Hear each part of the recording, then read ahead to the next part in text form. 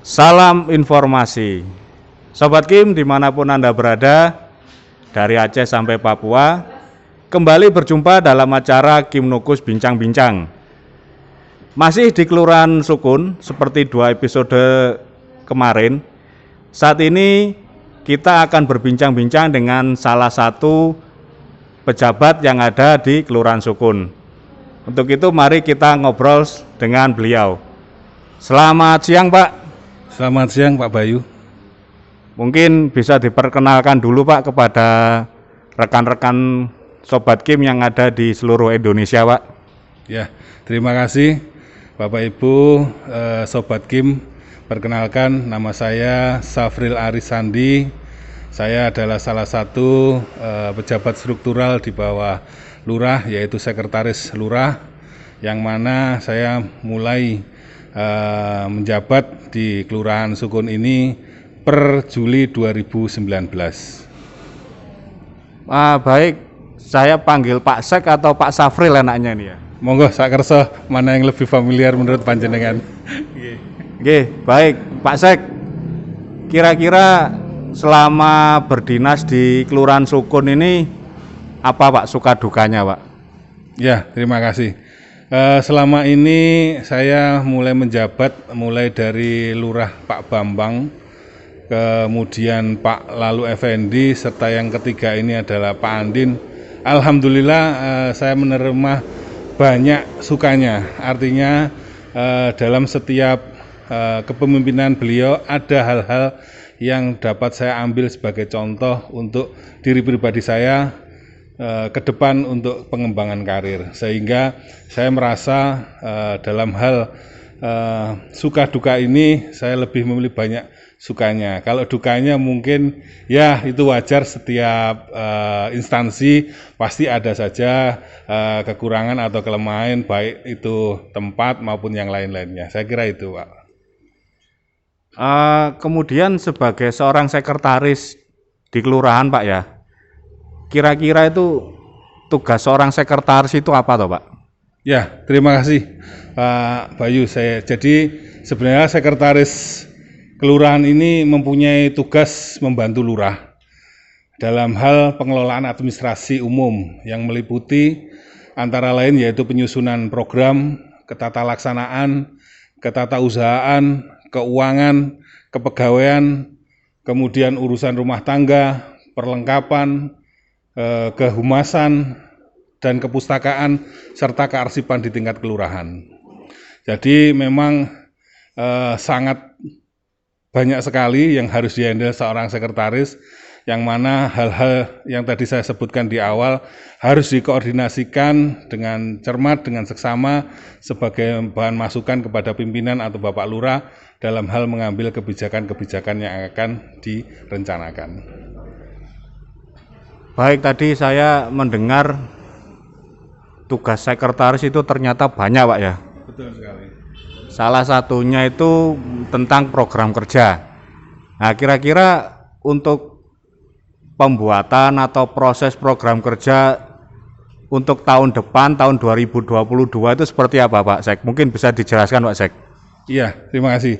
Jadi awalnya memang berangkat dalam hal penyusunan program kerja ini tertuang dalam suatu renja atau rencana kerja tahunan, yang mana dalam renja itu memang kita sudah menyusun kegiatan-kegiatan apa saja yang akan kita kerjakan di tahun depan melalui urutan kegiatan yang sudah direncanakan mulai dari masyarakat. Jadi mulai rembuk RW kemudian dibawa ke tingkat musren, pramusren, kemudian dibawa lagi ke tingkat musren Bangkel, kemudian musren Bangkel dibawa ke musren Bangcam, dari musren Bangcam dibawa ke musren Bangkot, baru setelah itu dituangkanlah apa-apa yang jadi prioritas kegiatan yang akan kita kerjakan di tahun 2022 atau di tahun berikutnya. Nah, setiap kegiatan-kegiatan tersebut memang ada beberapa usulan-usulan yang harus mentaati sesuai dengan aturan-aturan yang sudah digariskan oleh pemerintah kota. Seperti dalam penganggaran misalkan, itu ada struktur-struktur anggaran yang harus kita patuhi. Misalkan dalam 1 tahun anggaran, dalam kita mau merencanakan suatu kegiatan, itu kita sudah harus tahu berapa pagu indikatif kita dalam 1 tahun ke depan. Contoh misalnya, katakan di Kelurahan Sukun ini kita mendapatkan dana 3 miliar misalnya untuk tahun anggaran 2022.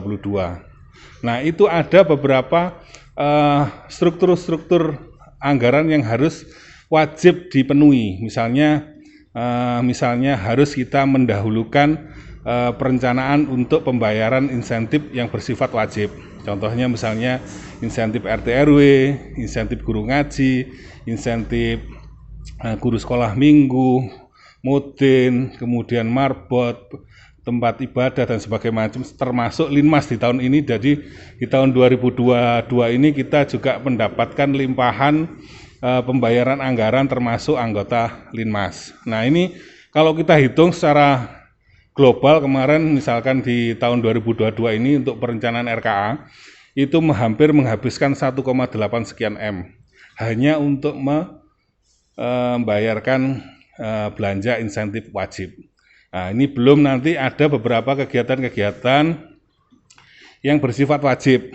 Artinya ada kegiatan yang harus ada dalam 1 tahun anggaran, misalnya tentang PUG, pengarusutamaan gender, kemudian kegiatan lansia, kemudian yang ketiga kegiatan KLA, kota layak anak, dan yang terakhir adalah kegiatan yang berhubungan dengan disabilitas. Nah, ini adalah hal-hal yang harus kita patuhi dalam struktur anggaran dalam perencanaan penganggaran di tahun 2022.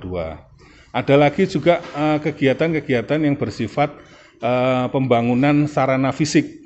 Nah, ini pun juga ada yang bersifat wajib. Misalnya contohnya seluruh Kota Malang, setiap instansi kelurahan itu harus menganggarkan misalnya untuk pembuatan sumur resapan. Nah, ini sudah ditentukan jumlah titiknya dan nilai besaran anggarannya.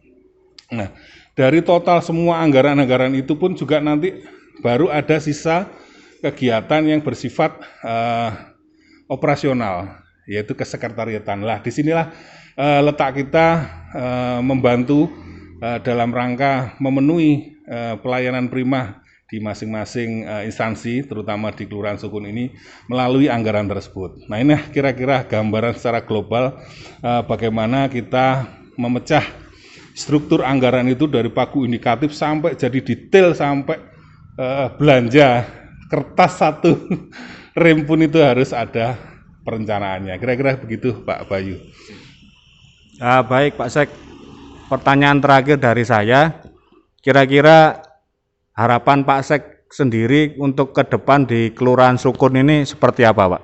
Ya, kalau harapan saya yang jelas kami ingin lebih meningkatkan pelayanan kepada masyarakat, terutama kepada masyarakat luas di wilayah Kelurahan Sukun, agar lebih baik lagi, baik dalam hal pelayanan administrasi maupun dalam hal mensejahterakan wilayah Kelurahan Sukun. Artinya masyarakat dalam mendapatkan pelayanan itu tidak hanya secara administrasi saja, tapi mungkin secara